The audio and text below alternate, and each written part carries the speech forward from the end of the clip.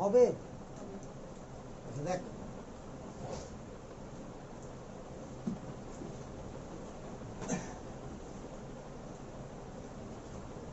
comparison and calculation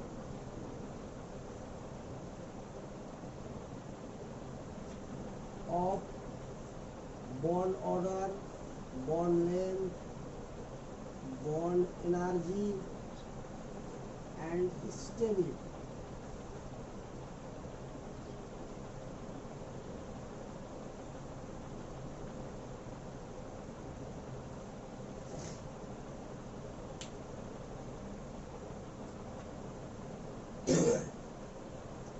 তো এখানে compare করতে শিখবো এগুলো আর ক্যালকুলেশন করতে হবে, যেহেতু সবগুলো হবে না কেন বলতে কয়েকটা বন্ড অর্ডারটা, তাহলে বন্ড অর্ডার বন্ড লেন্থ, হ্যাঁ sorry, bond order bond length bond energy and stability. এখন যদি বলি যে বল একটু বন্ড অর্ডার কাকে বলা হয়, বল দেখি।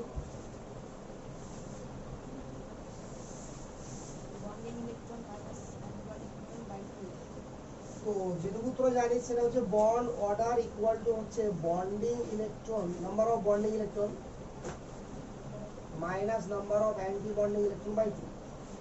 এটা কোত্থেকে জানলি? কেমিক্যাল বন্ডিং নাকি? তো এই ক্ষেত্রে দেখ, এই ক্ষেত্রে তো বন্ড অর্ডার ক্যালকুলেশন করা হলো। এটা কাকে বলা হয়েছে কি? হয়নি। কেন হয়নি? কারণ কেমিক্যাল বন্ডিং এ কাকে বলে ছিলই না। এবার দেখি বন্ড অর্ডার জিনিসটা কি। তো বন্ড অর্ডার জিনিসটা খুবই simple, actual bond between any two atom are called bond order. কি বললাম? Actual bond. যেমন ধর যে এ আর বি এর মধ্যে একটাই বন্ড আছে, তার মানে বন্ড অর্ডার হয়ে গেল এক। এ আর বি এর মধ্যে দুটা বন্ড আছে, তার মানে হয়ে গেল দুই। এ আর বি এর মধ্যে তিনটা বন্ড আছে, এর মানে কত হয়ে গেল? তিন। এখন যদি এ আর বি এর মধ্যে এরকম বন্ড থাকে, এটার মানে কি? একটার বেশি বন্ড আছে আর দুটা কম বন্ড আছে, তাহলে এই ক্ষেত্রে বন্ড অর্ডার কত হবে বল? এই ক্ষেত্রে বন্ড অর্ডার হবে একের বেশি আর দুইয়ের কম। আবার যদি এরকম হয়ে যায় তাহলে এই ক্ষেত্রে বন্ড কত হবে? দুইয়ের বেশি আর তিনের কম, এই তো। তাহলে অ্যাকচুয়াল বন্ড অর্ডারটা কি? Bond order is the actual bond between any two atom. বুঝে গেল? এবার ভাব যে এখানে আর একটা জিনিস শিখবো আমরা, সেটা হচ্ছে এরকম যে এর আগে কেমিক্যাল বন্ডিং এ যেগুলো বন্ড আমরা বের করেছি আমরা, সেগুলো কার? দুই অ্যাটমিক সিস্টেমে। অর্থাৎ এরকম ধরে নে O2 এর বন্ড আমরা বের করলাম, O2 প্লাস এর বের করলাম, O2 মাইনাস এর বের করলাম, এরকম এটসেট্রা। বাট এখন যদি বলা হয় আমাকে NO3 মাইনাস এর বন্ড অর্ডার কত, পারো বের করতে? ওই রুলস অনুযায়ী এর বন্ড অর্ডার বের হবে না। বুঝা গেল? কারণ এটা রুলস আমরা শুধুমাত্র শিখেছি কি ডাই অ্যাটমিক সিস্টেমের জন্য বন্ড অর্ডার বের করা। বুঝা গেল তো? তো যদি আমার পলি অ্যাটমিক সিস্টেম হয়, অর্থাৎ দুটার বেশি যদি পরমাণু দিয়ে কোনো ইউনিট তৈরি হয়, তো তার বন্ড অর্ডার কি করে বের করবে সেটা শিখতে হবে এখানে। বুঝা যাবে? একটা ক্লিয়ার না? ক্লিয়ার না? তাহলে প্রথমত আগে বন্ড অর্ডারকে কম্পেয়ার করতে শিখতে হবে, তারপরে শিখতে হবে কি ক্যালকুলেশন করতে। এটা মেটাবো হয়েছে না সবার? লিখছি থাকে না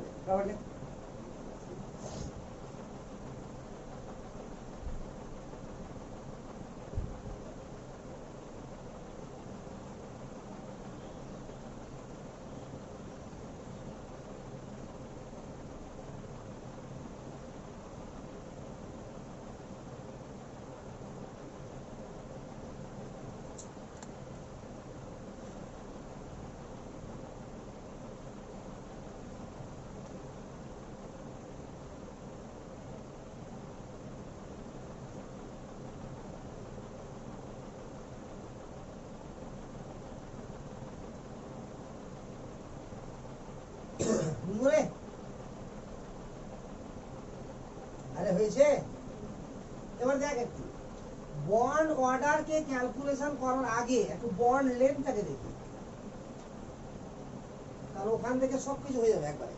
দেখে তাহলে একটু পয়েন্ট করে দেই বন্ড লেন্থ।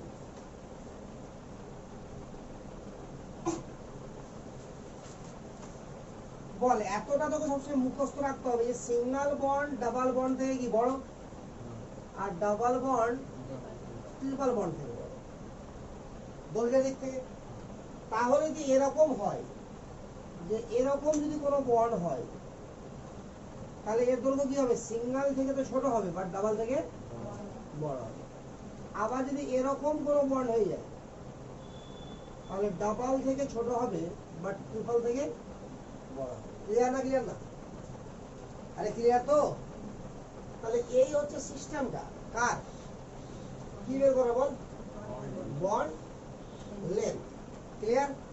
এখানে কটা বন্ড আছে, একটার বেশি দুটো রকম আছে কি রে? তো এবার লক্ষ্য করবে এখান থেকে যে যার বন্ড লেন্থ যত বড় আছে তার বন্ড অর্ডার তত ছোট না। আর এখানে বন্ড অর্ডার কত, এক, এখানে বন্ড অর্ডার কত, দুই, এখানে বন্ড অর্ডার কত, তিন। ক্লিয়ার না? ক্লিয়ার না? তাহলে বন্ড অর্ডার কমছে বাড়ছে, তাহলে বন্ড লেন্থ কমছে। তাহলে বন্ড অর্ডার আর বন্ড লেন্থ পরস্পর কি ব্যস্তানুপাতিক। ক্লিয়ার না? ক্লিয়ার না রে? তাহলে এখান থেকে লিখতে পারি এটা যে বন্ড লেন্থ এর সঙ্গে বন্ড অর্ডার ইনভার্সলি প্রপোর্শনাল।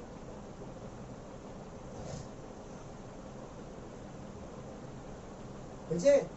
তাহলে কম্পেয়ার করার জন্য যদি আমি বন্ড লেন্থকে কম্পেয়ার করতে পারি যে কার বন্ড লেন্থ বেশি কার বন্ড লেন্থ কম, কার বন্ড লেন্থ বেশি কার বন্ড লেন্থ কম, যদি আমরা কম্পেয়ার করতে পারি তাহলে অটোমেটিক্যালি কি কম্পেয়ার হয়ে যাবে, বড় না। যার বন্ড লেন্থ বেশি তার বন্ড অর্ডার কি হবে, কম হবে। এতটুকুতে কোনো সন্দেহ আছে কি? নাই তো? আচ্ছা এবার দেখ একটা সিম্পল কোয়েশ্চেন দিয়ে শুরু করছি, ঠিক আছে?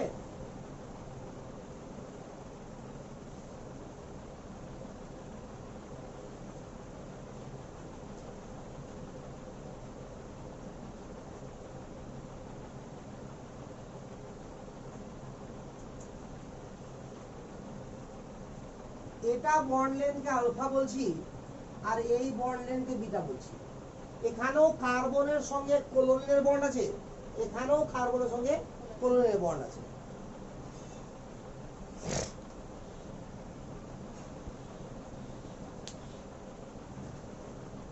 তাহলে দেখ তো ভালো করে এই দুটার মধ্যে কার বন্ড লেন্থ বড় আছে কার ছোট আছে, দুটোই সমান আছে।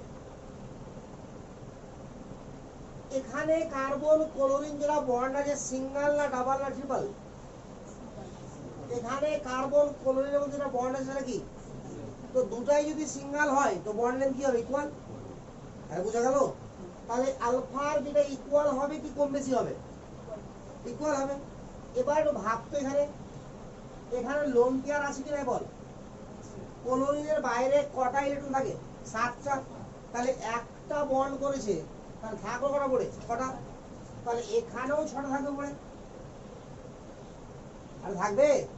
এবার এই জায়গাটা দেখতে লক্ষ্য করে ডাবল সিঙ্গেল লোন পেয়ার আছে না নাই রে? তাহলে কনজুগেশন আছে কিনা দেখ, ডাবল সিঙ্গেল লোন পেয়ার।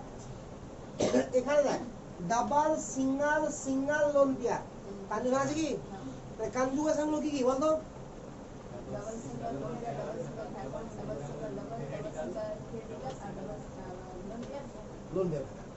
এক নম্বর থেকে সিরিয়াল ভাবে বলবি। এক নম্বরে ডাবল সিঙ্গেল ভ্যাকান্ট মানে ফাঁকা অরবিটাল, 2 নম্বরে কি ডাবল সিঙ্গেল লোন পেয়ার, 3 নম্বরে ডাবল সিঙ্গেল ফ্রি রেডিক্যাল বা সিঙ্গেল ইলেকট্রন, 4 নম্বরে কি লোন পেয়ার ভ্যাকান্ট, 5 নম্বরে কি ডাবল সিঙ্গেল ডাবল। তো যেহেতু আমার কনজুগেশনে এরকম সিস্টেম আসছে যে double single vacant, double single plus থাকতেও পারে নাও পারে, ডাবল সিঙ্গেল লোন পেয়ার এখানে মাইনাস থাকতেও পারে নাও পারে, ডাবল সিঙ্গেল ইলেকট্রন। খুব ভালো করে দেখবি। তাহলে কি বলেছিলাম, lone pair vacant, lone pair আর ভ্যাকান্ট, এখানে মাইনাস এখানে প্লাস, আর কি ডাবল সিঙ্গেল ডাবল। এই 5 রকম ছাড়া আর কোনো কনজুগেশন হয় না, এই তো। তো এই কনজুগেশন গুলোর মধ্যে এখানে দেখ, এখানে কনজুগেশন আছে, আর কনজুগেশন থাকলে কি হবে বল, রেজোনেন্স হবে। তাহলে এটা রেজোনেন্স অংশগ্রহণ করবে কি করবে না, এটা করবে কি করবে না, করবে না, কারণ ডাবল সিঙ্গেল সিঙ্গেল এরকম কোনো কনজুগেশন নাই, আছে কি? তাহলে এটা রেজোনেন্স অংশগ্রহণ করবে না।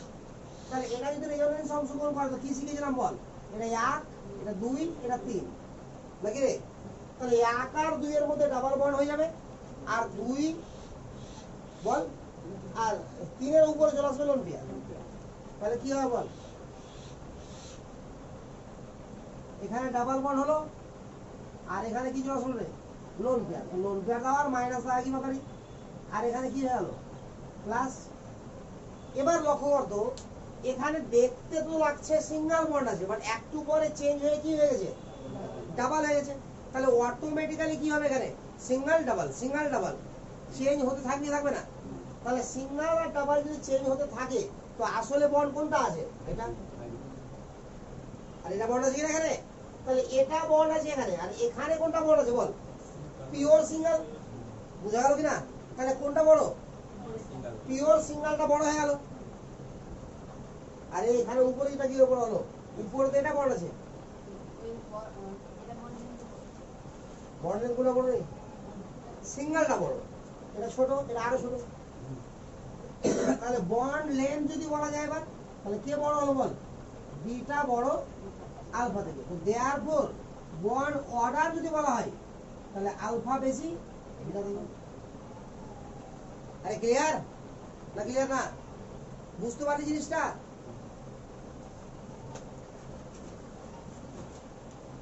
তুল তুল তুল। তাহলে এবার বলতে পারবি কিনা বল, যে কোথায় বন্ড লেন্থ বড় আছে আর কোথায় বন্ড লেন্থ ছোট আছে, আর ওটা বলতে পারলে কি হয়ে গেল বল, বন্ড অর্ডার বলা হয়ে গেল। চল এবার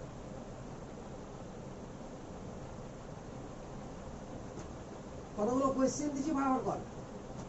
প্রথমে বন্ড লেন্থ করবি, তারপরে বন্ড অর্ডার করবি, পাশাপাশি দুটো অ্যান্সার করবি, ঠিক আছে?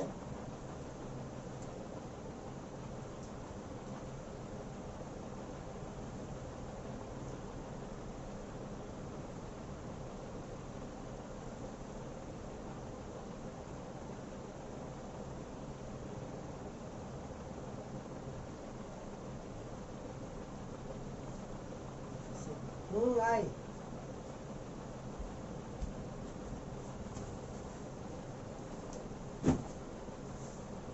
এটা বন্ড লেন্থকে ধরা হলো আলফা, এটাকে ধরা হলো বিটা, এটাকে ধরা হলো গামা। তুলনা করে যা।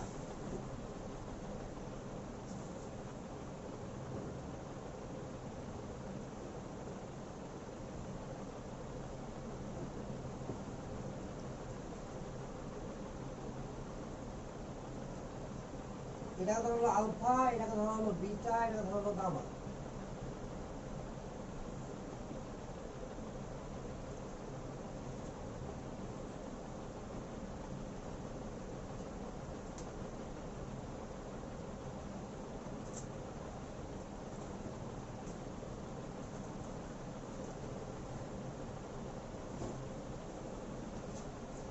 এটাকে ধরা হলো আলফা, এটাকে ধরা হলো বিটা।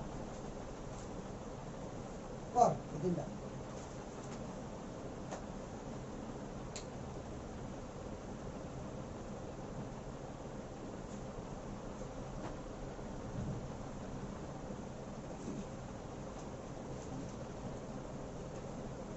প্রথম ক্ষেত্রে বল সব থেকে বড় কে, তারপরে তারপরে বিটা, সব থেকে ছোট বিটা। আচ্ছা দেখ তো এখানে ডাবল আছে, সিঙ্গেল আছে, সিঙ্গেল আছে, ডাবল আছে, আছে কি না রে? কোনো কনজুগেশন আছে কি নাই? তো এই যে এটা অক্সিজেন আর কার্বনের মধ্যে কটা বন্ড দেখতে পাচ্ছিস, এটা পিওর ডাবল আছে, আর আছে কি না রে? চোরা এখানে ডাবল আছে, সিঙ্গেল আছে, ডাবল আছে, আছে কি না?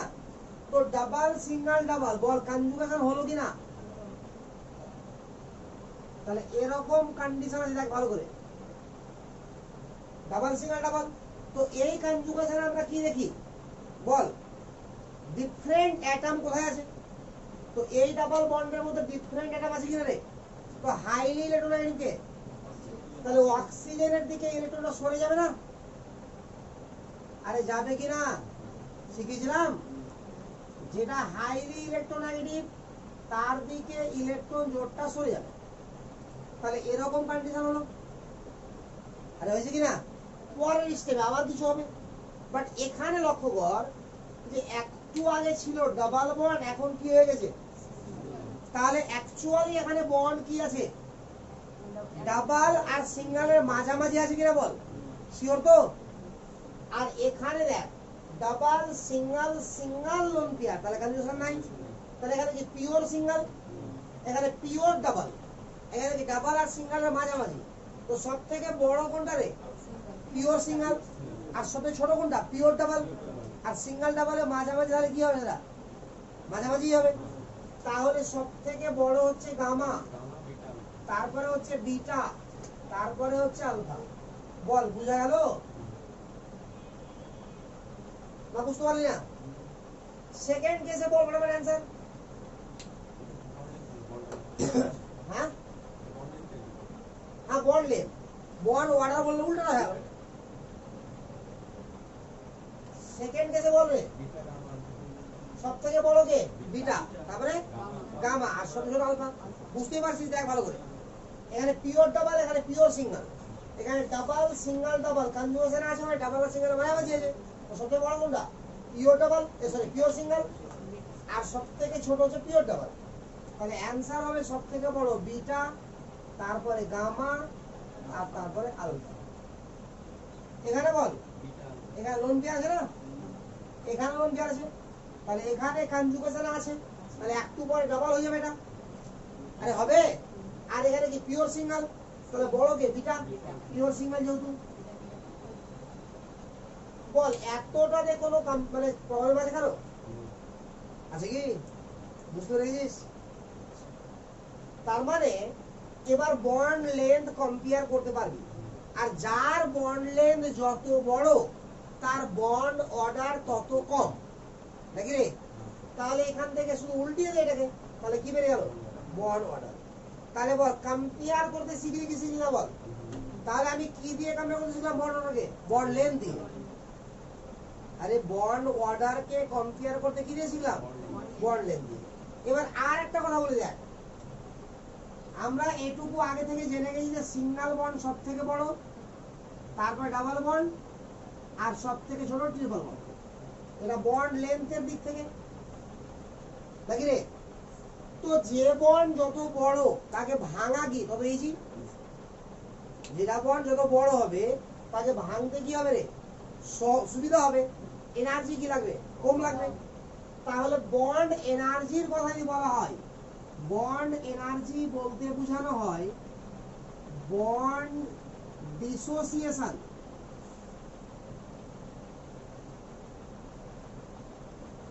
और বন্ড ফরমেশন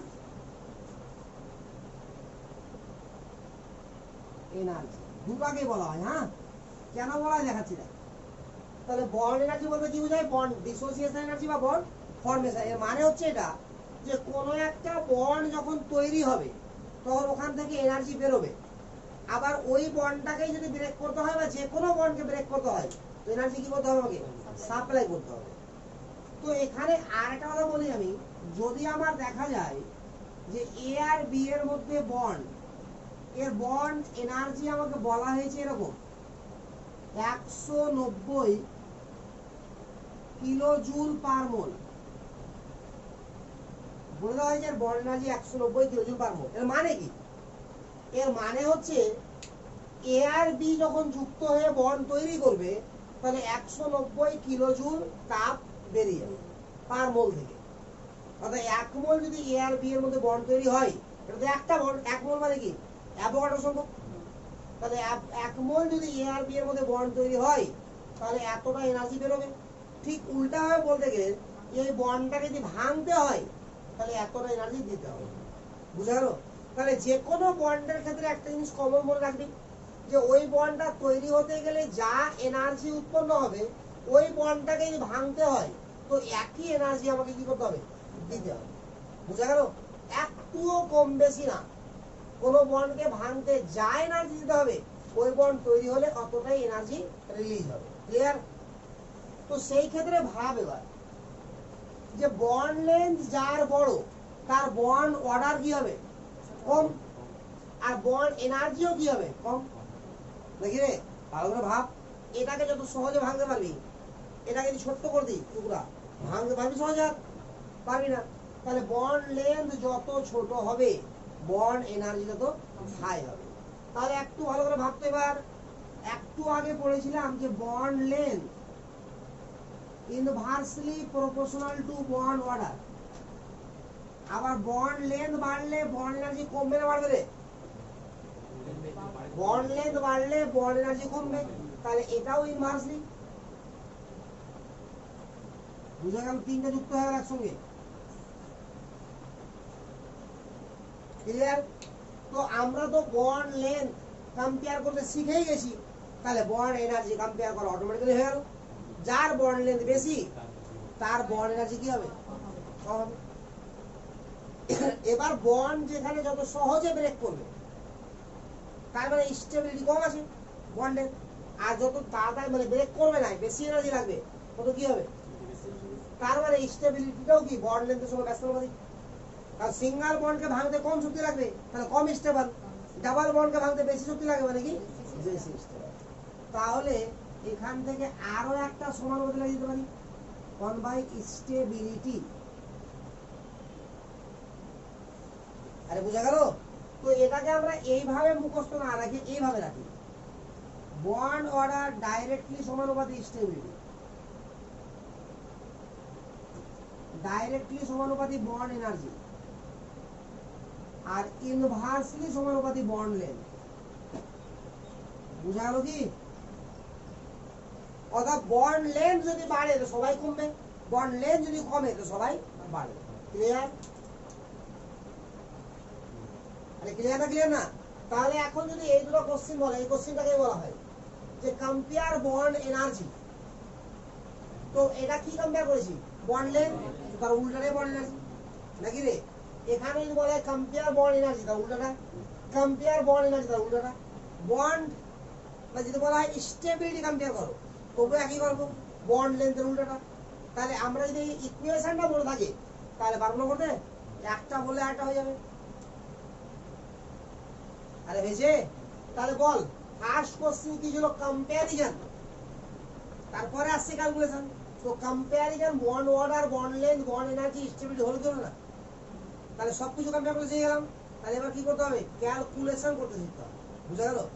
তো ক্যালকুলেশন করা যায় একমাত্র বন্ড অর্ডারকে, ঠিক আছে, বন্ড এনার্জিকে, তারপরে তো বন্ড লেন্থকে, এগুলোকে আমার কম্পেয়ার করা মানে সরি ক্যালকুলেশন করা তখনই যাবে যখন আমার ডাটা সাপ্লাই থাকবে, কিছু ভ্যালু দেওয়া থাকবে। এমনি এমনি মানে কি ক্যালকুলেশন করা যাবে না। নর্মালি স্ট্রাকচার দেখে মানে আমার ক্যালকুলেশন করা যাবে একমাত্র ওটাকে, বন্ড অর্ডার। ঠিক আছে? তো লিখ calculation bond order.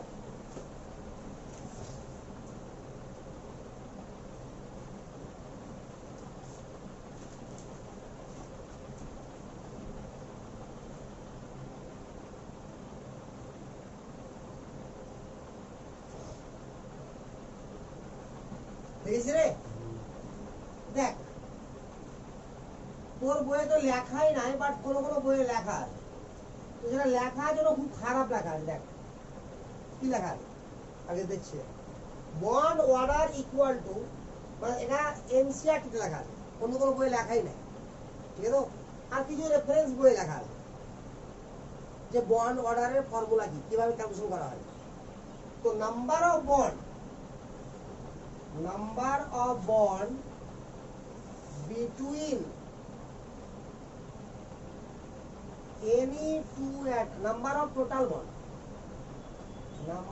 total bond between any two atoms of all RS, all resonating structure, by summation of RS, অর্থাৎ কটা রেজোনেটিং স্ট্রাকচার আছে, কথা বোঝা গেল? তাহলে এটা আমার ফর্মুলা দেওয়া থাকে, এর ফর্মুলার মানটা বোঝাচ্ছে তো কেন? ধরে নে আমাকে কার্বনেট CO3 2-, ক্লিয়ার? এই কার্বনেটের কি করতে বলেছে আমাকে? বন্ড অর্ডার ক্যালকুলেশন করতে বলেছে। তো কার্বনেটের পিকচার কেমন রে? এরকম কিনা কার্বনেট? কার্বনের 4টা বন্ড, মনে কর ভালো করে, এভাবে শিখেছিলাম। কার্বন আছে 3 দিকে অক্সিজেন দিয়ে দিবি, মাথার উপর চার্জ কি আছে? -2। তাহলে মাইনাসটা কার উপর দেবো? যেটা মোর ইলেকট্রোনেগেটিভ। তাহলে মোর ইলেকট্রোনেগেটিভ অক্সিজেনটা কার্বন, তাহলে যদি অক্সিজেনের উপরে একটার উপরে -2 দিয়ে দিই, যেটা কার মতো হবে? নিয়নের মতো। মনে পড়ছে রে? আরে অক্সিজেন 2টা ইলেকট্রন গ্রহণ করলো, তো কার মতো হলো রে? একটা গ্রহণ করলে অক্সিজেনের পরে এলিমেন্ট কে? ফ্লুরিন। অক্সিজেন 8 না রে, ফ্লুরিন 9, নিয়ন 10। মনে পড়ছে? তাহলে একটা গ্রহণ করলে কি হবে? ফ্লুরিন হবে। 2টা গ্রহণ করলে কি নিয়ন হয়ে যাবে? তো নিয়ন তো নিষ্ক্রিয়, তো নিষ্ক্রিয় গতির বর্ণ করতে পারবে? তাহলে একটা অক্সিজেনের উপর কখনোই -2 হতে পারে না, এটা এর আগেও বলেছিলাম। তাহলে কি হলো? তাহলে -1 করে দিলি, তো -1 মানে ফ্লুরিন, আর ফ্লুরিন কটা বন্ড করে? আর অক্সিজেন কটা করে? বুঝা গেল? তাহলে এইভাবে স্ট্রাকচারটা এখানে এসছে। ক্লিয়ার? তো দেখো এটা কনজুগেশন আছে কিনা? ডাবল সিঙ্গেল লোন পেয়ার, আগে বলেছিলাম যে মাইনাস আছে মানে লোন পেয়ার আছে। এদিকেও আছে ডাবল সিঙ্গেল লোন পেয়ার, তাহলে কদিকে কনজুগেশন আছে? 2 দিকে কনজুগেশন আছে। তো 2 দিকে যেহেতু কনজুগেশন আছে, মানে 2 দিকে আমাকে কি করতে হবে বল? বুঝতে পারলি?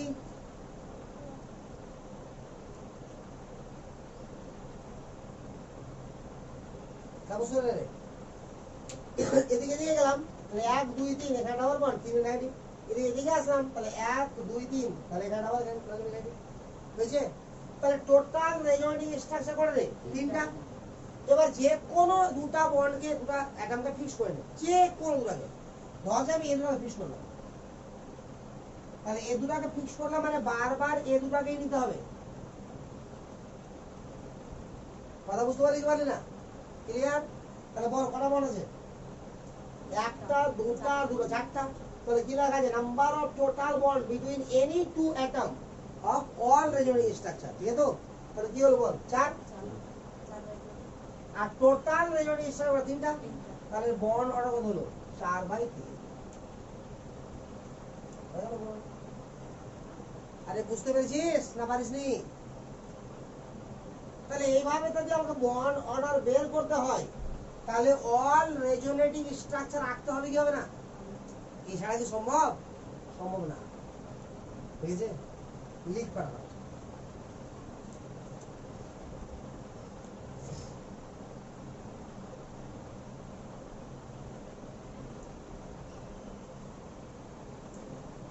দেখ রে, হলো। তাহলে এরকম ভাবে যদি তোকে বলা হয়, ধরে নে SO4 2-, বলছে এর বন্ড অর্ডার কত হবে? কোশ্চেন হচ্ছে এটা। তাহলে এটার স্ট্রাকচারটা একটু আঁক। SO4 2- এরকম হবে।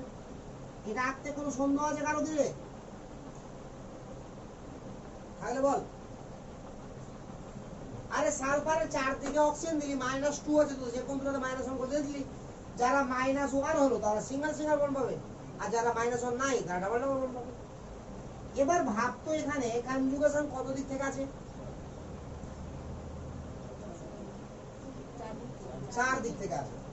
এদিক থেকেও কনজুগেশন আছে, এটা আবার এটা এদিক থেকেও আছে, আবার এটা এদিক থেকেও আছে, আবার এটা এদিক থেকেও আছে। তাহলে তো 5টা স্ট্রাকচার তো এখানেই হয়ে গেল। আরে এর একটা আছে আর 4টা হবে, 5টা হলো না? তারপর দেখবি আরো একটা হবে, ওটা পরে পরে বুঝতে পারবি যেটা আর হবে। তো কন্ডিশন হলো এরকম যে এখন এতগুলো রেজোনেটিং স্ট্রাকচার আঁকো তো ঝামেলা নাকি রে? আর যদি রেজোনেন্সই কেউ করতে না পারে তাহলে কি হলো? তাহলে কাহিনী শেষ এভাবে। আরে বুঝা গেল? তো তোকে আমি আর একটা ফর্মুলা শিখাচ্ছি যেটা 100% অ্যান্সার হবে এবং সবগুলো কারেক্ট হবে। দেখ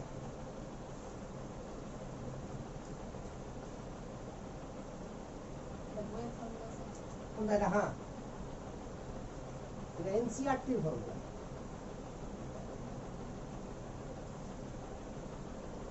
দেখো,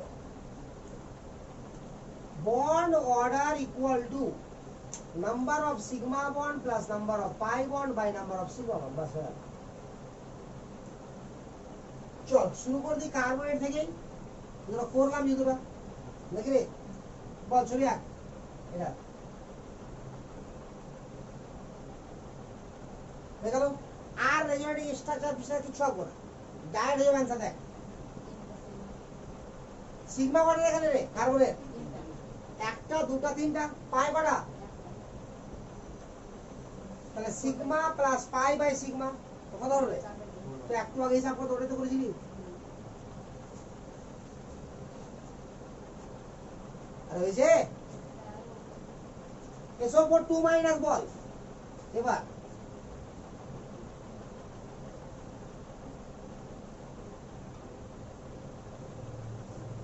কি হবে বল? 4 প্লাস 2 বাই 4।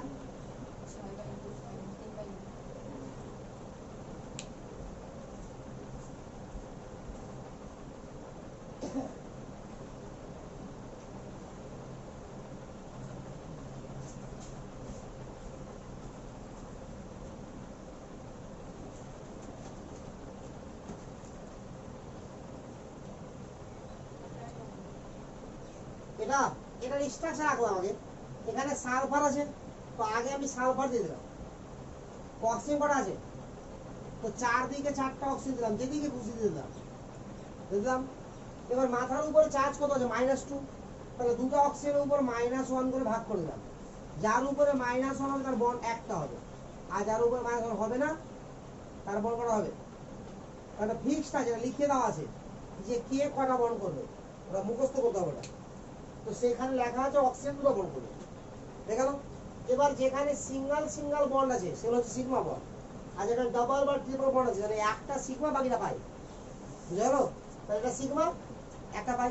যদি এখানে এরকম বন্ড থাকতো এ আর বি এর মধ্যে, তাহলে সিগমা কটা? একটাই। পাই কটা? দুটা।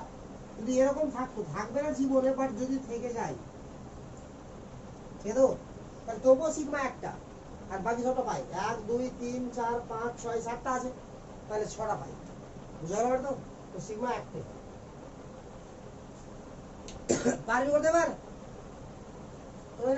আর মাত্রা যদি এরকম স্ট্রাকচার থাকে, ওই যে এর বন্ড অর্ডার কত, তো এগুলো সব ধরলে হবে না। বল রেজোনেন্স কোনটুকু জায়গাতে আছে? এইটুকু জায়গাতে। এদিকে রেজোনেন্স আছে কি? তাহলে এইটুকু জায়গাকে নিয়ে ভাবতে হবে, যেটুকু অ্যাটমের মধ্যে রেজোনেন্স আছে। এটা বুঝা গেল? তাহলে বল বন্ড অর্ডার কত হবে? 2 প্লাস 1/2। আরে হয়েছে? ঠিক একেবারে চলে বেনজিন। অ্যাকচুয়াল বেনজিন কি রে? এটা না এটা? সব জায়গাতে এইটা জানে। বেনজিন মানে কি? C6H6 কি না? বাট আমার রেজোনেন্স তো ভিতরটা আছে, বাইরে আছে কি রে? Double single double single double single double. তাহলে বন্ড অর্ডার বল সিগমা কটা? 6টা। পাই 3টা বাই 6। বুঝা গেল? তাহলে পারবি করতে? তো একটা জিনিস তোকে আর মাথায় রাখতে হবে যে আমি দু রকম রেজোনেটিং স্ট্রাকচার শিখেছিলাম, ইকুয়ালি কন্ট্রিবিউটিং আর আনইকুয়ালি কন্ট্রিবিউটিং। তো যারা ইকুয়ালি কন্ট্রিবিউটিং কেবলমাত্র বন্ড অর্ডার তাদের ক্ষেত্রেই বের করা যায়, আর কারো ক্ষেত্রে না। আনইকুয়ালি কন্ট্রিবিউটিং এর কখনো বন্ড অর্ডার হয় না। কার্বন আনইকুয়ালি মানে কি? সেম ভাবে তো নাই, তো কম বেশি তো হতেই থাকবে, তাহলে বন্ড অর্ডার করতে হবে। বুঝা গেল? তো এতটুকু লেখার পরে বা মাঝখানে কোথাও লিখে নে যে bond order can only be calculated for equally contributing resonating structure. লিখ bond order can only be calculated, bond order can only be calculated equally contributing resonating structure, equally contributing resonating structure.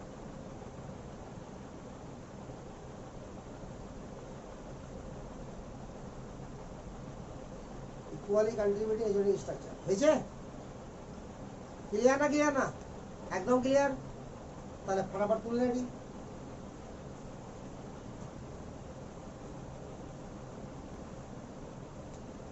Clear? তাহলে bond order বের করতে পারবি এবার। তাহলে যদি bond order আবার calculation করা হয়ে গেল, তাহলে এখান থেকেও তো বাকিগুলো কম্পেয়ার করতে পারবো না, পারবো না রে? ফর এক্সাম্পল, এখানে বন্ড অর্ডার কত? 1/3 দিবা 1.5, এখানেও 1.5 নাকি রে? 3/2 এখানেও। আচ্ছা, কার্বনেট এ কত আছে? 4/3। তাহলে এটা বড় না এটা বড়? 3/2 বড়। এটা 4/3 মানে 1.44 না 1/3। এটা হয়ে গেল 1.5, এটা হলো 1.33। এটা বড়। তো বন্ড অর্ডার যার বেশি তার বন্ড এনার্জি বেশি, বন্ড লেন্থ বেশি, সরি বন্ড এনার্জি বেশি, স্টেবিলিটি বেশি, আর বন্ড লেন্থ কম। তাহলে যদি বলা হয় কার্বনেট এর সিও বন্ড আর অ্যাসিটেট এর সিও বন্ড কে শক্তিশালী, কার বন্ড ডিসোসিয়েশন এনার্জি বেশি? বুঝা গেল তো? তাহলে এইভাবে কম্পেয়ার করা যাবে। তাহলে এটুকু জিনিস ক্লিয়ার? মিটাবেল সবটা। এবার যেটা আমরা শিখবো সেটা সারা জীবন লাগবে আমার কেমিস্ট্রিতে, বিশেষ করে অর্গানিক কেমিস্ট্রিতে। এটা ছাড়া অর্গানিক কেমিস্ট্রি চলাই যাবে না, মানে এটা শিখতে বাধ্য তুই। সেটা হচ্ছে কি এফেক্ট। একেবারে ক্লিয়ার ভাবে শিখতে হবে, না হলে অর্গানিক কেমিস্ট্রি শিখতে আর হবে না জীবনে। অর্গানিক কেমিস্ট্রি সব থেকে বেশি ডিপেন্ড করে এই পয়েন্টটার উপরে। ওই জন্য আগে বলেছিলাম যে GOC is the god of chemistry, effect. এটা যদি ক্লিয়ার বুঝতে না পারিস তাহলে এর পরে আজকের পর থেকে জীবনে আর কিচ্ছু বুঝতে পারবি না, মানে অর্গানিক কিচ্ছু বুঝতে পারবি না, অর্গানিক পারবি না, ক্লিয়ারিটি আসবে না। ইফেক্টের ক্ষেত্রে কি কি বলেছিলাম বল? Plus M minus M. এটা আরেকটা নাম কি বলেছিলাম বল? প্লাস আর মাইনাস আর। 2 নম্বরে কি বলেছিলাম? Plus H minus H. 3 নম্বরে কি বলেছিলাম? Plus I minus I. এই তিনটা জিনিসকে যত বেশি পারিস ডিটেলসে শিখে যা, যত বেশি সম্ভব হয়। ঠিক আছে? লক্ষ্য আমি একদিক থেকে দেখাচ্ছি, দেখ।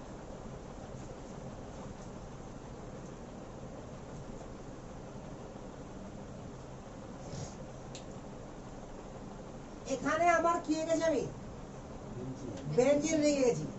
এবার একটু ভালো করে ভাব, এখানে কনজুগেশন আছে কি নাই? তার রেজোনেন্স হবে কি হবে না? হবে। করতে পারবি কি পারবি না? পারবি না। এই কনজুগেশনের কখনোই রেজোনেন্স করতে পারা যায় না। যাবে? ভালোভাবে বলে কত কোন ডাবল বন্ড ডিফারেন্ট অ্যাটম দিয়ে আছে, তাহলে কি হবে? 3 রকম কন্ডিশন হতে পারে। মনে করছিস পড়ছে না? এবার যদি আমরা এর সঙ্গে একটা ও মাইনাস লাগিয়ে দিলাম, বুঝা গেল? এবার রেজোনেন্স করতে পারবো কিনা বল? কোন কনজুগেশন পড়লো বল? ডাবল সিঙ্গেল লোন পেয়ার, মাইনাসে লোন পেয়ার আছে। চল এবার তাহলে কিভাবে শিখেছিলাম মনে কর, মাইনাসের উপরে 1, তার পাশের অ্যাটমে 2, আর 3 আর 2 এর মধ্যে ডাবল বন্ড থাকতেই হবে। তাহলে এদিকে 3 দেওয়া যাবে না, এই 3 দেওয়া হবে। তাহলে কি বলেছিলাম বল? কি হবে এটা চেঞ্জ হয়ে? সব সময় 1 আর 2 এর মধ্যে কি হবে রে? Double bond. আর 1 এ যা ছিল কত চলে আসবে? 3। মনে পড়ছে কি পড়ছে না? এটা আবার রেজোনেন্স হবে।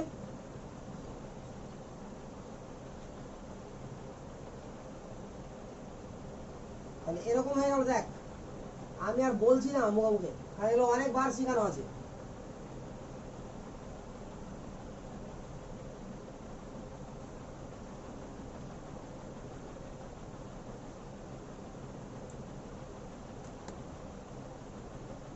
বল ক্লিয়ার?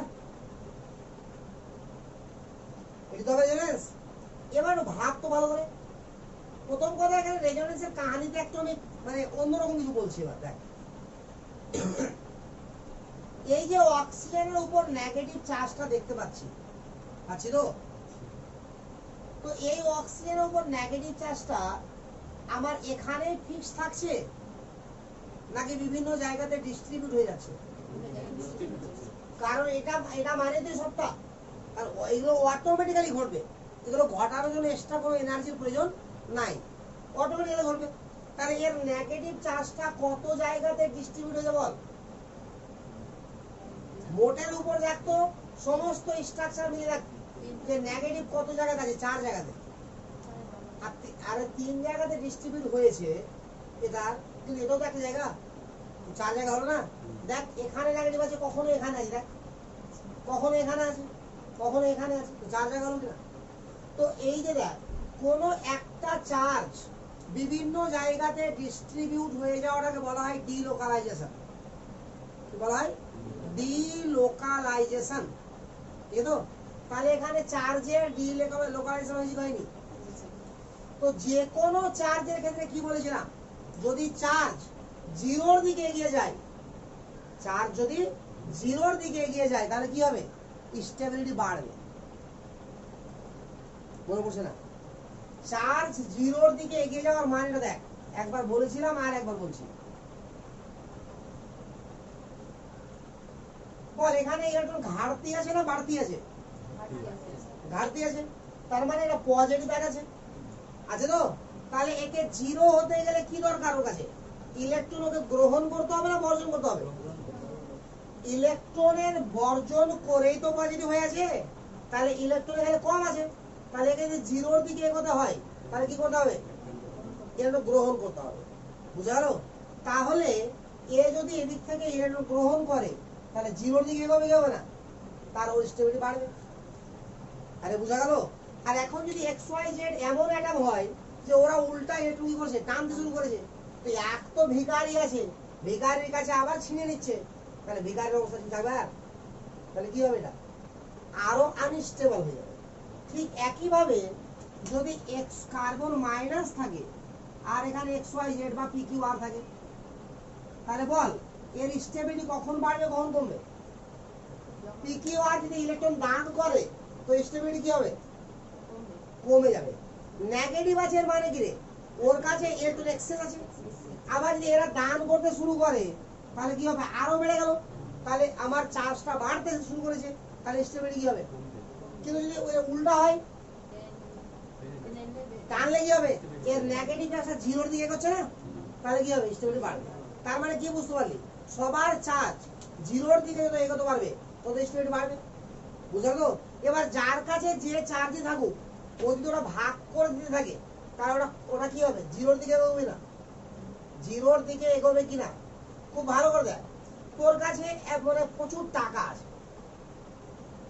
প্রচুর টাকা আছে তোর কাছে, তো এরকম হলো যদি গোটা গ্রামের সমস্ত লোককে এক জায়গায় ডাকলি, এবার সমান ভাগে ভাগ করে দিতে শুরু করবি টাকাগুলো, তাহলে তোর পুঁজি জিরোর দিকে এগোবে কিনা?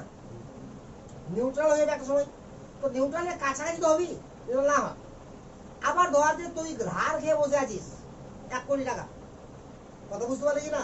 তুই তো পুরো মানে খুবই ভিখারি হয়ে আছিস, আবারও ওরা গ্রামকে ডাকলি, ধারটা সবার উপর ভাগ করে দিবি, সবাই সুদ করে। এবার কথা বুঝতে পারলি কিনা? তো এবার ধারটা যখন সবার উপর ভাগ করলি, গ্রামে যদি 1000 লোক থাকে, কথা বুঝতে পারলি কিনা? তো 1000 টাকা করে দিলেই হয়ে গেল, আরে হিসাব করে যা হয় হবে। কথা বুঝতে পারলি কিনা? তাহলে এই হচ্ছে কন্ডিশনটা। তাহলে তুই আবার তোর জিরোর দিকে এগোলি কিনা? তাহলে প্লাস হোক আর মাইনাস হোক, ডিস্ট্রিবিউট যদি অনেক জায়গাতে হয় তাহলে অটোমেটিক্যালি এটা কোন দিকে এগোবে? জিরোর দিকে এগোবে। তার মানে ওর স্টেবিলিটি কি হবে? তার মানে এই যে ঘটনাটা ঘটছে রেজোনেন্স, তো রেজোনেন্স হলে প্লাসেরও ডিলোকালাইজেশন ঘটে, ডিলোকালাইজেশন মানে কি রে? ডিস্ট্রিবিউট হওয়া। আর মাইনাসেরও কি ঘটে? ডিলোকালাইজেশন ঘটে। আর যেখানেই ডিলোকালাইজেশন ঘটবে সেখানে স্টেবিলিটি কি হবে? বাড়বে। এতটুকু ক্লিয়ার না? ক্লিয়ার না? আচ্ছা, এবার এটা আর একটা করছি, দেখ দুটাকে একসঙ্গে কম্পেয়ার করবো আমরা, ওই জন্য লক্ষ্য কর। এবার এই গ্রুপটা নিলাম, আবারও বেঞ্জিন নিলাম, আর এখানে এটা গ্রুপ নিয়ে নিলাম, নাইট্রো গ্রুপ। হ্যালো, এবার এটা কি করবে দেখ, আগে চুপচাপ দেখে যা। এটা এখানে ব্রেক করলো ফার্স্টে। কারণটা লক্ষ্য কর, যেখানে হাইব্রিডাইজ সরি কনজুগেশন কি আছে, ডাবল সিঙ্গেল ডাবল, তাহলে কি হবে, একটা ডাবল ব্রেক করবে। কোন ডাবলটা ব্রেক করবে, যেটা ডিফারেন্ট অ্যাটমের মধ্যে আছে। তো এগুলো সবই carbon carbon carbon carbon carbon carbon, এটা এতে শুধু আছে নাইট্রোজেন আর অক্সিজেন, ডিফারেন্ট অ্যাটম। তাহলে এটা ভেঙে গেল। ভাঙার পরে কি হলো রে,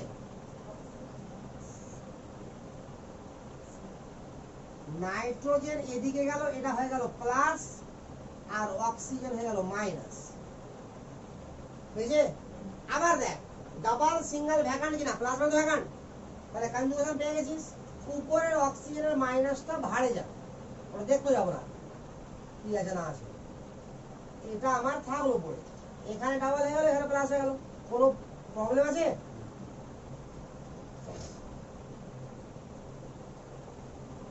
এটা থাকলো, এটা থাকলো, এটা মাইনাস হয়ে গেল। এবার কি হবে, এখানে ডাবল, এখানে প্লাস। এগুলো বল নিজে থেকে করতে পারবি কিনা? আরে হ্যাঁ না বল রে, চললে বলে, আর যাচ্ছি না, আরো দূরে স্ট্রাকচার। তো দেখ এবার যেটা বলতে চাইছি, এটা দাগ দেওয়ার উদ্দেশ্য দুটোকে সেপারেট করা। এবার দেখ, এই দুটো জিনিসকে ভালো করে লক্ষ্য করতো। একজন কি করেছে, এই ও মাইনাস যখন উপস্থিত থাকছে, তো বেনজিন রিং এর উপরে কি করছে, একদম নেগেটিভ চার্জ ডেভেলপ হচ্ছে। এ উপস্থিত থাকার জন্য আগে তো বেনজিন ছিল, তো বেনজিন ছিল মানে কি নিউট্রাল ছিল। খুব ভালো করে দেখা রে, নিউট্রাল ছিল কি না, কোনো চার্জ ছিল, কোনো চার্জ ছিল নিউট্রাল। এবার যেই এই অক্সিজেন চলে আসলো ও মাইনাস, অটোমেটিক্যালি এরকম ঘটনা ঘটতে লেগে গেল। আর এরকম ঘটনা ঘটতে যখনই লাগলো, তো দেখ জায়গা জায়গা কি করেছে বেনজিনের উপরে নেগেটিভ চার্জ ডেভেলপ করেছে। তো বেনজিনের উপর নেগেটিভটা আসলো কোত্থেকে, তার মানে নেগেটিভ আসলো, এর মানে কি ইলেকট্রন বেড়ে গেছে। হ্যাঁ না বল রে, বেনজিন রিং এর উপর যদি আমার নেগেটিভ চার্জ হয়, এর মানে কি ইলেকট্রন বেড়ে গেছে। তাই ইলেকট্রনটা বাড়ালো কে, ও মাইনাস। তাহলে ও মাইনাস কি করেছে, একটু নাম করেছে এখানে কাকে, বেনজিন রিংকে। আর এই গ্রুপের উপস্থিতির জন্য দেখ বেনজিন রিং এ পজিটিভ চার্জ হয়ে গেছে। আরে হয়েছে কিনা, তার মানে এই গ্রুপটাই কি করেছে, বেনজিন রিং থেকে ইলেকট্রন টেনে নিয়েছে, বলে তো পজিটিভ হয়ে যায়। আর ইলেকট্রন দান করলে কি হবে, নেগেটিভ। যাকে দান করেছে নেগেটিভ হবে কিনা, কারণ ইলেকট্রন মানে তো মাইনাস, আর ইলেকট্রন যদি টেনে কোথাও থেকে কারো কাছ থেকে, তাহলে ও পজিটিভ হবে কি হবে না। তার মানে এই জায়গাতে বেনজিন রিং কি হচ্ছে বল, তার মানে এরো2 গ্রুপ কি করা কাজ কি, ইলেকট্রনকে টানা। আর এখানে কি হচ্ছে বল, বেনজিন রিং নেগেটিভ, তাহলে ও মাইনাস গ্রুপের কাজ কি, এরো দান করা। এতটুকুতে কোনো সন্দেহ আছে কি? তো গোটা ইফেক্টে আমরা একটা জিনিস কমন পড়বো, যে যারা ইলেকট্রন দান করবে তারা প্লাস ইফেক্ট, আর যারা গ্রহণ করবে তারা মাইনাস ইফেক্ট। এরকম ভাবে ভাবিস না যে যারা দান করবো তো মাইনাস করলো, তাহলে প্লাস ইফেক্ট কেন?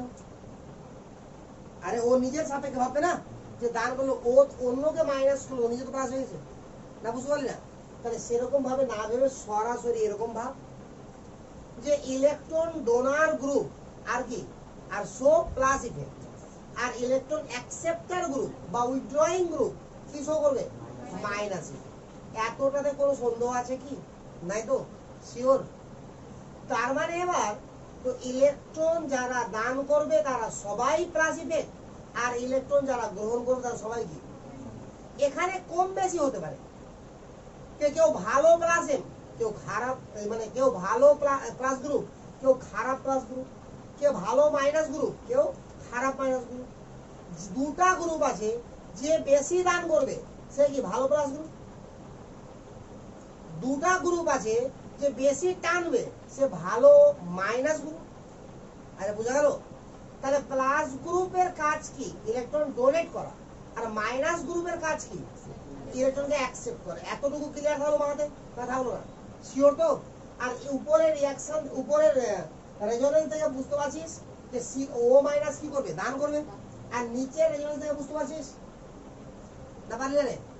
এবার শোন, যদি কোনো ক্ষেত্রে দেখা যায় যে ইলেকট্রনের যে ট্রান্সফার ঘটছে, এই ট্রান্সফার ঘটার জন্য বা রেজোনেন্স যেটা হচ্ছে, এই রেজোনেন্স হওয়ার জন্য যদি লোন পেয়ার কনভার্ট হয় পাই বন্ডে বা পাই বন্ড ব্রেক করে হয় লোন পেয়ার, কি বললাম, লোন পেয়ার যদি পায়ে কনভার্ট হয় বা পাই কনভার্ট হয় লোন পেয়ারে, তো এরকম এফেক্টকে বলা হবে স্ট্রং এফেক্ট। অর্থাৎ কোন জায়গাতে যদি কোনো বন্ডই ব্রেক না করে বা পাই বন্ড ব্রেক করে, তো তাকে কি বলা হবে, স্ট্রং এফেক্ট। যদি কোথাও সিগমা বন্ড ব্রেক করে যায়, সিগমা বন্ড মানে সিঙ্গেল বন্ড একটা, তো সিগমা বন্ড যদি ব্রেক করে যায় কোনো এফেক্টে, তাকে বলা হবে কি উইক এফেক্ট। বুঝা গেল কথাটা? পাই বন্ড ব্রেক করলে স্ট্রং আর সিগমা বন্ড ব্রেক করলে উইক। এখানে দু জায়গা মিলিয়ে একটা কোন বন্ড ব্রেক করেছে, পাই বন্ড, সব জায়গাতে পাই বন্ড ব্রেক করেছে, তাহলে এটা স্ট্রং এফেক্ট কিনা। আর সর্বাধিক স্ট্রং এফেক্টের নামই হচ্ছে মিজোমেরিক এফেক্ট বা রেজোনেন্স। তাহলে এটা একটু দান করছে, এটা প্লাস ইফেক্ট, এটাকে কি বলবো আমরা, প্লাস ইফেক্ট। এটা একটু গ্রহণ করছে তো মাইনাস ইফেক্ট, এটা কি বলবো আমরা, মাইনাস। বুঝা গেল কি? তুললে ভালো পাচ্ছ।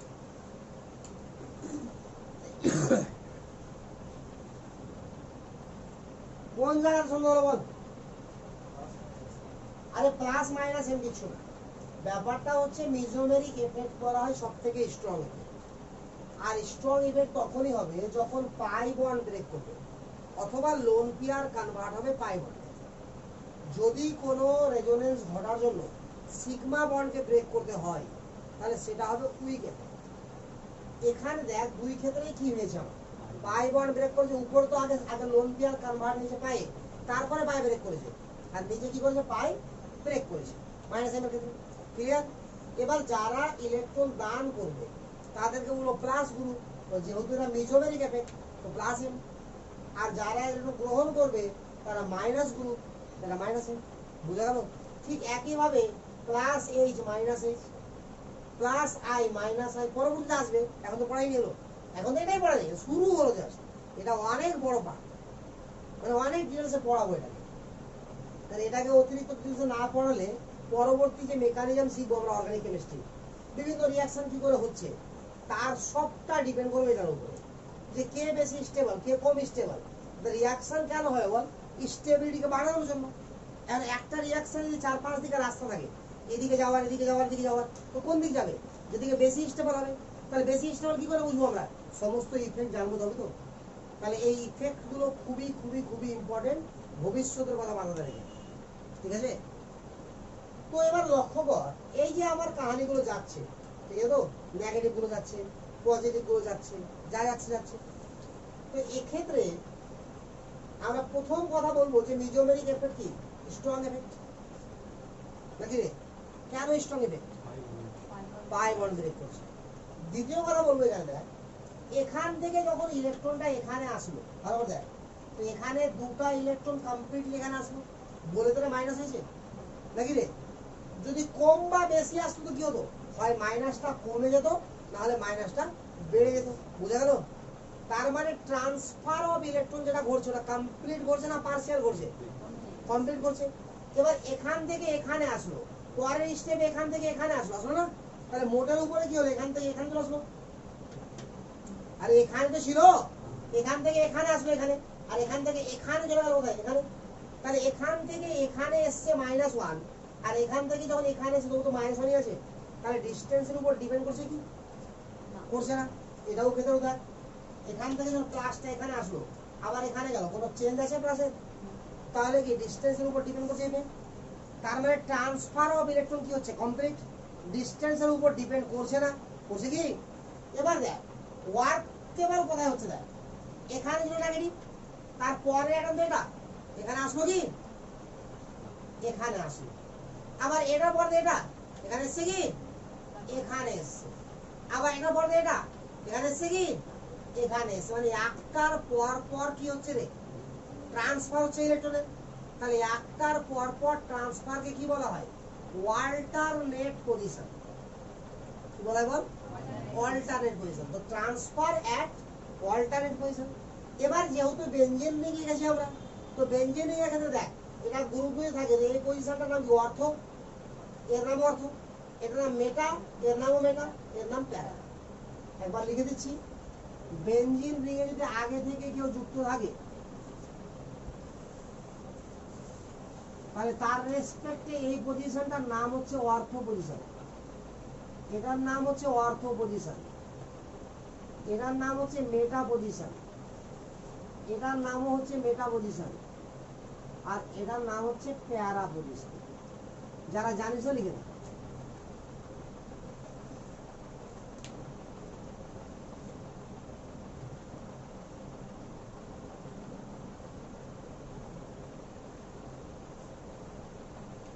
বুঝছে কতক্ষণ লাগে লিখতে?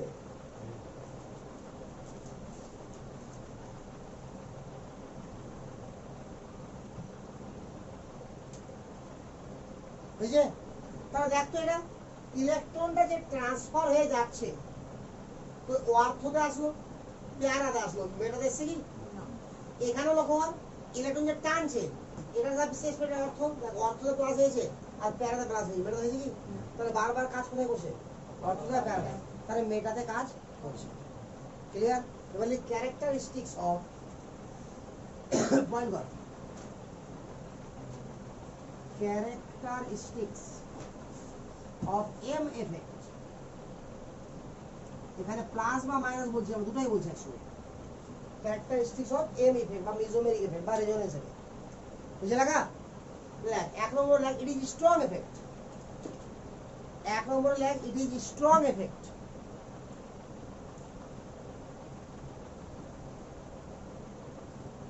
বুঝে? দু নম্বর লেখ কমপ্লিট ট্রান্সফার অফ ইলেকট্রন। দু নম্বর লেখ কমপ্লিট ট্রান্সফার অফ ইলেকট্রন।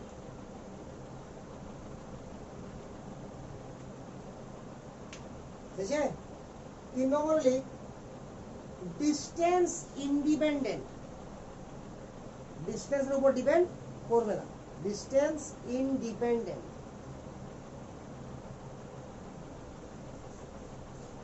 দেখেছে? চার নম্বর লেখ transfer at alternate position. Transfer at alternate position. বুঝছে? ওখানে লেখ ব্র্যাকেটে ইন কেস অফ বেঞ্জিন,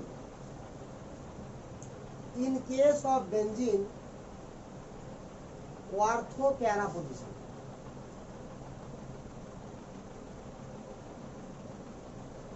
অর্থ কমা প্যারা পজিশন। বুঝা গেল? তাহলে প্লাস এম এর কাহিনী বুঝা যায়, মানে এম এর কাহিনী বুঝা যায় না। এবার এটা সেপারেট করতে শিখবো আমরা যে কারা প্লাস এম গ্রুপ হবে আর কারা মাইনাস এম গ্রুপ, অর্থাৎ কারা এরকম ভাবে রেঞ্জ শো করবে আর কারা এরকম ভাবে শো করবে।